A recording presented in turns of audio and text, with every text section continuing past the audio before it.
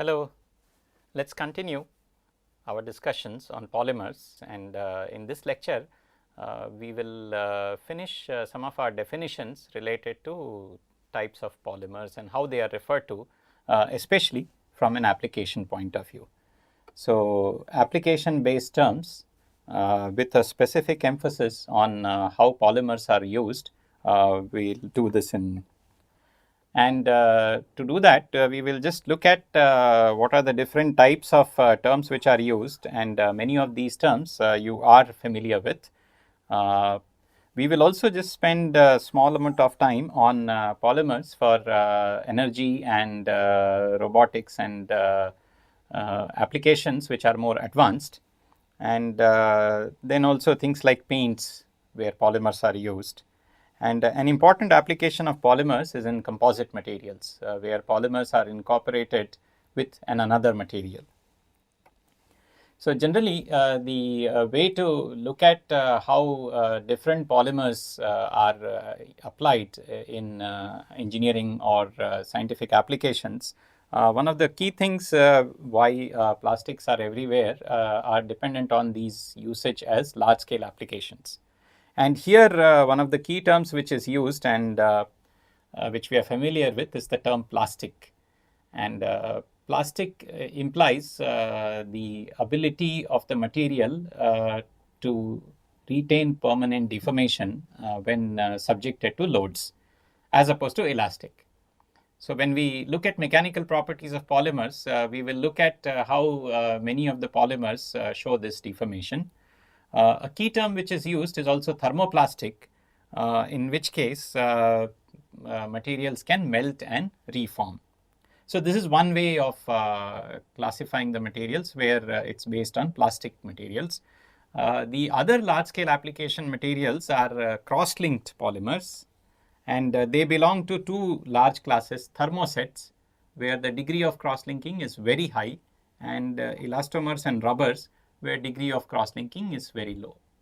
And based on degree of cross-linking, the way I mentioned high and low, I hope you can see why rubbers are flexible and softer materials, while thermosets, you can expect them to be harder and more rigid materials. Many of the polymeric systems are used with a solvent. If it's with water, then you can have a gel or a hydrogel kind of a material. We can also have them in the form of solutions and dispersions and emulsions.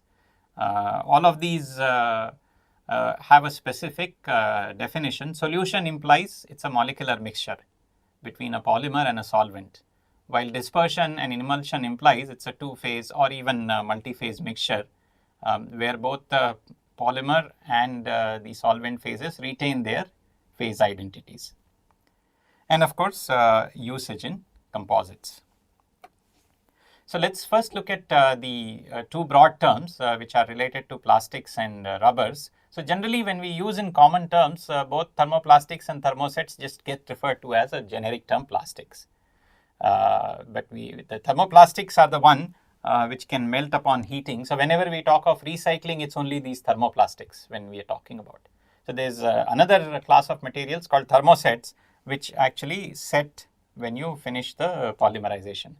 So, when we are fabricating thermosets, we have to carry out reactions and then make the shape of the material. And once we set the material, then we cannot melt it again. So, recycling of thermosets is a challenge, because there is a formation of three-dimensional network in case of the thermoset resin. So, this is also referred to as a resin when it's in the liquid form, before it has become set and become the final solid polymer. We also refer to it as a pre-polymer. These imply basically that the molar mass of macromolecules is small, and only when polymerization reactions happen, the molar mass builds up, eventually leading to a three-dimensional network. And to get this three-dimensional network, we need a cross-linker, which is also referred to as a curing agent. We essentially say that we take the pre-polymer or resin and then we cure it so that it becomes solid. So, therefore, the crosslinker is called a curing agent, and naturally it's also a hardener because it takes the material from a liquid prepolymer, resin prepolymer to a solid thermoset. And prominent examples of these thermosets are epoxy. You can look up the applications of epoxy. It's a fantastic adhesive for bonding dissimilar materials. There are not many adhesives which are as good as epoxy. One of the things you always can prod yourself in terms of thinking is, when I say that epoxy is good adhesive, the question is why? Why is it a good adhesive? So the answer to that may lie in looking at the molecular structure and what are the interactions that epoxy can have with the surfaces with which it's going to bind. For example, epoxy is an adhesive for cellulosic, cardboard, those kind of substances. It can bond metals also. So, and it can bond metals to FRP, metals to polymer composites. That's why it's used in automotive applications also quite a lot these days. So you can go and look at the structure of epoxy and then try to think in terms of what are the interactions which make it a good adhesive material. Polyester is a very commonly used material with FRP, thermoset polyester, fiber reinforced plastic. Generally, glass fiber is used in a variety of applications such as in sporting goods or in boat making and things, skis and bats and stumps, variety of materials when they are made. Quite often it may be a thermoset polyester with a glass fiber as reinforcement. And urea formaldehyde is also a prominent example. Now, just to highlight the fact that the curing and the hardening is done with a substance, the crosslinker, we can think of which crosslinker is good for which material. So this is, for example, an exam question where we are asked to guess and know which rubber or which elastomer is cured with which curing agent. And so, of course, most of you may be quickly able to spot that natural rubber is cured with sulfur, and so Q3. So actually you can see that now these are the two options from which you have to think. So in terms of looking at this, what you can try to figure out is look at what are the bonds in acrylate. What is the functional group in acrylate? When we say that silicon rubber is getting polymerized, is there a functional group or does it happen through an activated mechanism? If it does happen through activated mechanism, then you need an activator, a generator, which is either a free radical or any other activated species. So thinking like that, you can then try to do and know what curing agent is used for what rubber. So just think about this, and at the end of the lecture, we will come back and look at the answer. In terms of cross-linking, the difference between thermoset and rubber, as I mentioned, is degree of cross-linking, and elastomers are materials which are lightly cross-linked. And the material before cross-linking is also referred to as latex. So latex is collected from a rubber tree, and then it is vulcanized, cross-linked, to get the final rubber part. And there are several examples. Natural rubber is of course obtained from trees, but we have several formulations of synthetic rubbers, and they are predominant in applications which include from tire to vibration isolation to variety of sealant applications. And so we refer to it as both rubber and elastomer. Elastomer implying that you can stretch it to a very significant degree. As far as polymers for electronics or electrochemical cells or batteries is concerned, we use polymers which have a certain electrical property. So classification of polymers in those kind of applications are based on different terms. Naturally, many of these applications are of more recent origin, while the applications of thermoplastics and thermosets have been around with us for a significant amount of time. So generally, we used in electronics, we use polymers which are conducting, and they are also called intrinsically conducting polymers. And so we, in a lecture later on, we are going to look at much more closely as to how electronic conductivity can come in polymer. Just to make you think about how can conductivity come in a polymer, the aspect of conjugation you can think of. You can try to anticipate how does a polymer become conducting. So, for example, if you look at a polymer called polyacetylene, what you will see is it is a polymer which has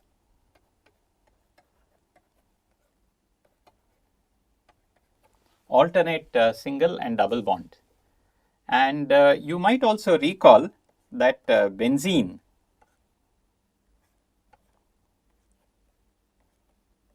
the single and double bond, instead of drawing like this, we know that the electrons are delocalized, and therefore we indicate that delocalization figuratively by drawing indicating delocalization. So, same delocalization can happen along this chain because of alternating double and single bond. So, this is the origin, and the conjugation is important in making a polymer conducting polymer. You can also think the important polymer which is used as conducting polymer is thiophene, thio implying sulfur, and it has a structure of this kind. Now, you can draw a chain of polythiophene and again think in terms of how conjugation is there, and therefore how delocalization of electrons can take place and how a polymer chain can become conducting. The other sets of polymers which are used in applications of electrochemical cells are in fuel cells, which are sulfonated polymers such as naphthalene, and we will take a closer look at naphthalene in a future lecture. Polyelectrolytes are used in variety of applications also. They are macromolecules with ions. There is other class of materials where polymer and charge complexes are there. So, in this case, macromolecule itself does not contain the ion, but polymer and charges are mixed together. That is why they are called complexes. And finally, an important application for soft robotics, where we can use materials which are elastomeric, but at the same time they can respond to electric fields. So, dielectric elastomers are important class of materials. In fact, commercially available acrylics and materials which are silicones can give you very good performance in terms of electromechanical response. When we say electromechanical, it implies that subjecting material to electric field will give us mechanical response, or subjecting material to a load can give us electrical response. So, dielectric elastomers are important examples of electromechanically active materials. And so, we will spend time on polyelectrolytes in just couple of lectures down. And of course, some of this classification we also looked at. And so, continuing further, let's look at now the solutions and flowing applications of polymers. When we say thermoplastics, thermosets and rubbers, we are implying solid polymer use, but polymers are used in their different liquid-like forms also. So, solutions, of course, an example we looked at again in the fourth lecture was xanthan gum solution, which is used in petroleum and recovery and also food applications. An important application of polymer is in the dispersion form, where polymers are retained as particles, and then there is a solvent or a dispersing medium. And this is also referred to as latex, because the latex that we get from rubber tree is also a dispersion of isoprene prepolymer in a aqueous medium. And an important class of materials which are soft, they are solid-like, but at the same time they contain large amount of solvents. So, we have a cross-linked polymer just like rubber, but rubber is a dry material in the sense that it does not contain solvent. But if a cross-linked polymer network is swollen with large amount of solvent, then we call it a gel material, because it's soft, solid-like. At the same time, it appears like a jelly the way we see it in our food applications. And so hydrogels are cross-linked polymers that can have large amount of water. And in this case, one important characteristic that is usually used is to distinguish between the material which starting out where it's sol and then material finally when cross-linking is done called gel. So there is a sol to gel transition which is very important in these gel-like materials. And the final application may be in the gel form, but while we are manipulating the material, it may be in the sol form. So all the manipulation has to get done before the gelation reaction happens. So sol-gel transition is an important transition in these kind of materials. An interesting question that you can think of, that it's a dispersion, but it's a mixture of hydrogel particles. So if you have, let's say, the three-dimensional network of hydrogel in which each and every hydrogel particle has lots of solvent, and now this hydrogel particle is dispersed in water. So each and every particle has retained its identity in terms of the cross-link network, and there is water in this medium also, and of course all of this is like a dispersion in a medium. So in this kind of an complicated material system where hydrogel particles are dispersed in a water medium, what we can do is these particles can encapsulate a drug, and the overall dispersion can be used as a drug.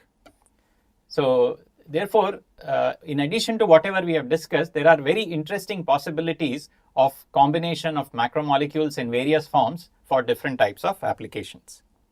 So you can read about these microgels. It's a very fascinating new area of work. Now we'll close this lecture by looking at the terms associated with polymer usage in composites. So these are called polymer composites or polymeric composites, and polymer is referred to as resin or matrix. It's also sometimes called neat. So neat resin or neat matrix implies that when the reinforcement or filler has not been added, while composite is when polymer is mixed with fiber or filler. And notice that I'm using the word reinforcement as well as a filler. And there's a small distinction between them. Reinforcement, when we say we want a property to be enhanced, while filler more often than not can be to just reduce costs. So that filler is low cost compared to the polymer which is being added. So generally both of these terms are used, and sometimes we need to be careful when somebody is saying filler, they may actually imply that it's also for enhancement of properties. And so both fillers and reinforcements can be from very small particle to larger particles. And in fact, reinforcement will be best when it's a continuous fiber. It's a very long fiber. And in fact, in case of aerospace, when an aircraft wing is made, the wing which is meters of length, continuous fiber can be running through the whole wing itself. And that's when the maximum mechanical property advantage that we can get is obtained. And another term which is used to describe these materials is also fiber reinforced plastic. Again, implying that plastics, which could be thermosets or thermoplastics, and in that continuous fiber or other fibers are incorporated to reinforce them and improve their mechanical properties. Now, just thinking back about the question related to the curing of elastomers, for silicone,